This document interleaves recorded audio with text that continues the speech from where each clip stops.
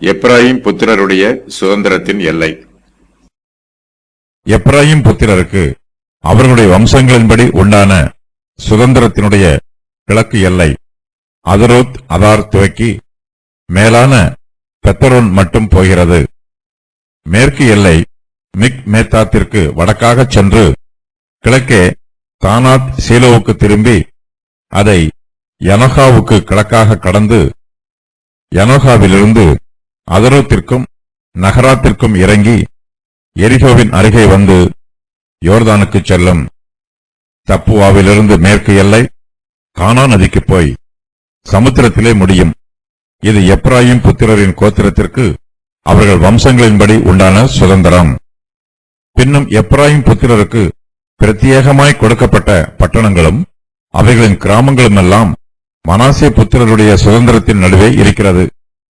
அவர்கள் காசேரிலே குடியிருந்த கானானியரை துரத்தியிடவில்லை. ஆகையால் கானானியர் இந்நாள் மட்டும் இருக்கிறபடி எப்பிராயீமருக்குள்ளே குடியிருந்து பகுதி கட்டுகிறவர்களாய் சேவிக்கிறார்கள். எப்பிராயீம் புத்திரருக்கு பிரத்யேகமாய் கொடுக்கப்பட்ட பட்டணங்களும் அவைகளின் கிராமங்களும் எல்லாம் மனாசே புத்திரருடைய சுதந்திரத்தின் நடுவே இருக்கிறது. எப்பிராயீமின் சுதந்திர வீதத்தின் தெற்கு பகுதியிலே பென்யமீன் தான் ஆகிய கோத்திரங்களின் சுதந்திர வீதம் இருக்கிறது. எப்பிராயீமின் சுதந்திரமும் இவர்களுடைய சுதந்திரமும் தெற்கே வெவ்வேறாக பிரிக்கப்பட்டிருக்கிறது. வடக்கே எப்பிராயீமின் சுதந்திரம் மனாசேயின் சுதந்திரத்திலிருந்து பிரிக்கப்பட்டிருக்கிறது. கிழக்கிலும் மேற்கிலும் எப்பிராயீமின் பங்கு வீதம் யோர்தான் நதியிலிருந்து சமுத்திரம் வரைக்கும் போய் முடிகிறது.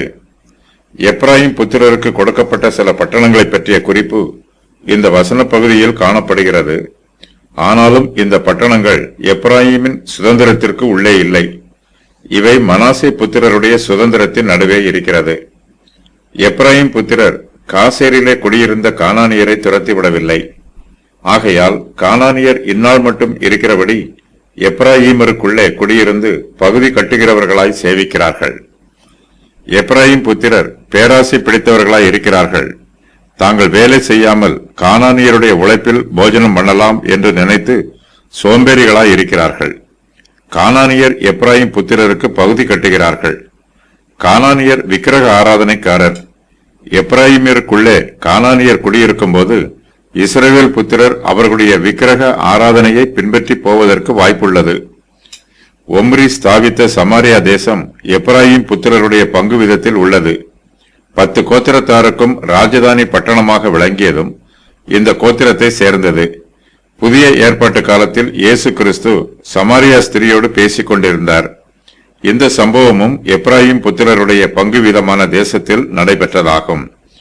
நியாயாதிபதிகளின் புஸ்தகத்தில் எப்பிராயீம் மலையை பற்றி பல செய்திகள் எழுதப்பட்டிருக்கிறது. எப்பிராயீம் என்பது ஒரு பட்டணத்தின் பெயராகவும் ஒரு கோத்திரத்தின் பெயராகவும் இருக்கிறது.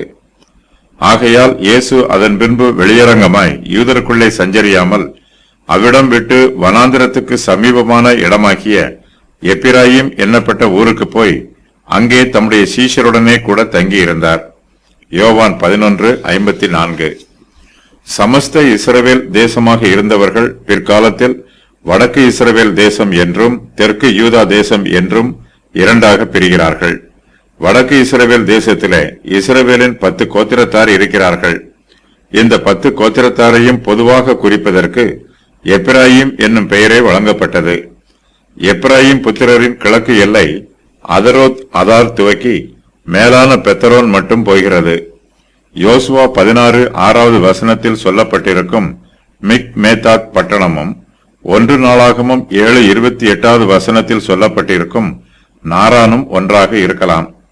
யோசுவா 16:7 வசனத்தில் சொல்லப்பட்டிருக்கும் யனோகா பட்டணமும் 2 ராஜாக்கள் 15:29 வசனத்தில் சொல்லப்பட்டிருக்கும் யனோவாகும் ஒன்றாக இருக்கலாம். யோசுவா 16:7 வசனத்தில் சொல்லப்பட்டிருக்கும் நகராத் பட்டணமும் 1 நாளாகமம் 7:28 வசனத்தில் சொல்லப்பட்டிருக்கும் நாரானும் ஒன்றாக இருக்கலாம். எரிகோ என்பது ஒரு பட்டணத்தின் பெயர் மட்டுமல்ல, இது ஒரு மாகாணத்தின் பெயர். எரிகோ பட்டணத்திலிருந்து வடக்கே பல மைல் தூரம் பரவி விரிந்திருக்கிறது. இதன் வடக்கு எல்லை தப்புவாவிலிருந்து துவக்கி மேற்கு பக்கமாக கானா நதி வரையிலும் செல்கிறது. மேற்கே மத்திய தரைக்கடல் வரையிலும் எரிகோ பரவி விரிந்திருக்கிறது. இந்த பகுதியில் எப்ராஹீமின் எல்லா பட்டணங்களும் அமைந்துள்ளன. இஸ்ரவேல் புத்திரர் காசேரிலே குடியிருந்த கானானியரை துரத்திவிடவில்லை. ஆகையால் கானானியர் இந்நாள் மட்டும் இருக்கிறபடி எப்ராஹீமருக்குள்ளே குடியிருந்து பகுதி கட்டுகிறவர்களாய் சேவிக்கிறார்கள். ஆனால் அவர்கள் மேல் யுத்தம் பண்ணி அவர்களை பகுதி கட்டுகிறவர்கள் ஆக்கினார்கள்.